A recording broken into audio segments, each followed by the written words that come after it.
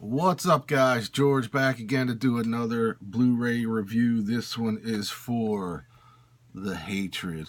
This was produced by Malek Akkad from the Halloween franchise that his father took over years ago. Stars Andrew Divoff, which is from Wishmaster. He's in the first part of this film. He plays like an ex-Nazi right-hand man to Adolf Hitler, who gets this artifact in the mail, kind of this cross, like a medallion type thing, in the mail. They never really explain where it came from, but he gets a note from the note in there says that Adolf Hitler wanted him to have it, to take care of it and don't let it out of his sight, really. So that part of the movie takes place in the late 60s. He has a wife and family on this farm, in this farmhouse. Actually a wife and daughter. The daughter wants to kind of spread her wings and go off to, do her own thing. She's 16 or 17 or somewhere in there. And of course, he won't let her do anything. He's real kind of a stifling type of person.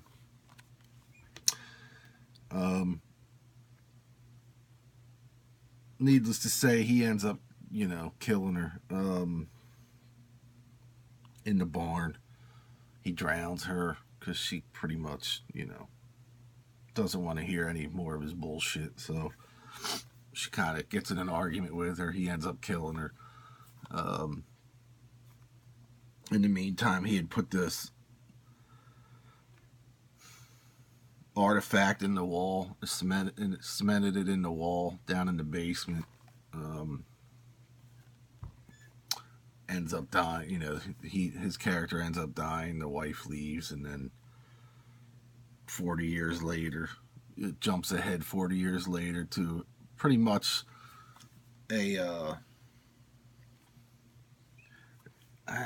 typical teen,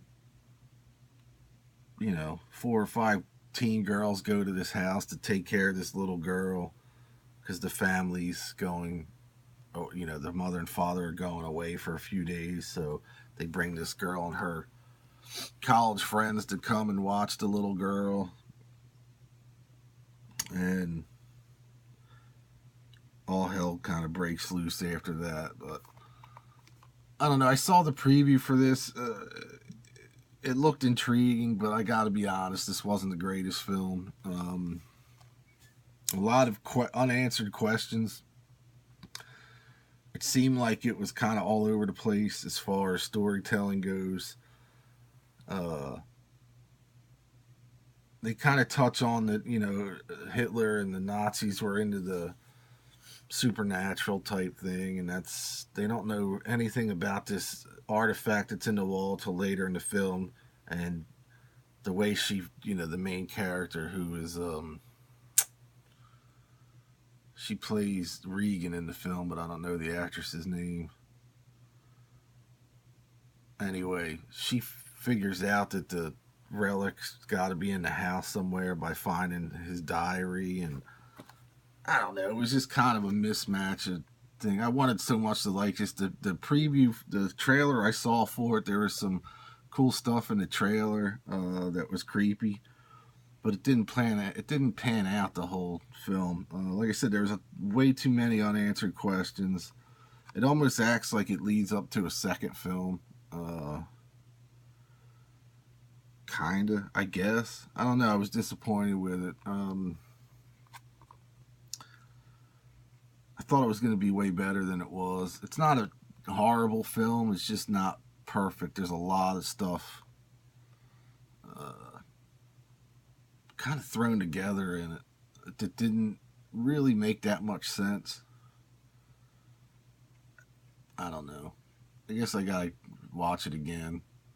I know my wife wants to see it by the trailer, so I'll see what she thinks. I'll watch it again with her, but first watch, it wasn't great. It wasn't terrible. It was just an okay film. Some of the acting in it was not very good. I don't know. This might be a wait for a rental, or